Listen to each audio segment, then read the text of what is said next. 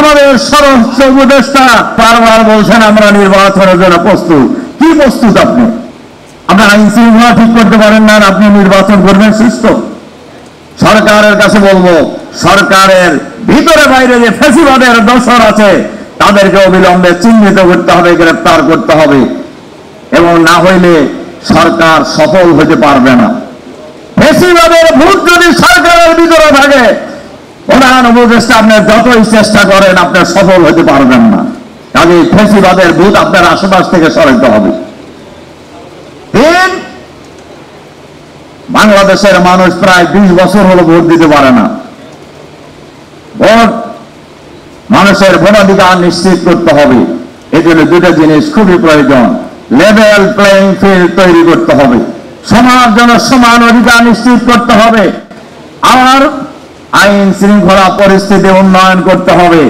আমরা লক্ষ্য করে দেখছি কোন কোন এলাকায় ইতিমধ্যেই কোন কোন সরকারি অফিস কোন কোন দলের অফিসে পরিণত হয়েছে। এইটা সরকারের কাছে আছে, এ খবর সরকারের কাছে নাই তা নয়। কাজে এই প্রশাসন দিয়ে নিরপেক্ষ নির্বাচন হওয়া সম্ভব নয়। যেন তেন প্রকারের নির্বাচনের জন্য এই শহীদরা জীবন দেয় নাই, আহত হয়। আজকে এই সমাবেশে আমরা সরকারের কাছে আহ্বান জানাবো, মানুষের ভোটাধিকার নিশ্চিত করার জন্য কার্যকর ব্যবস্থা গ্রহণ করুন। এই জন্য আমরা সরকারের কাছে ব্যাপারে আহ্বান জানাবো। আর একটা আহ্বান জানিয়ে আমার কথা শেষ করতে চাই।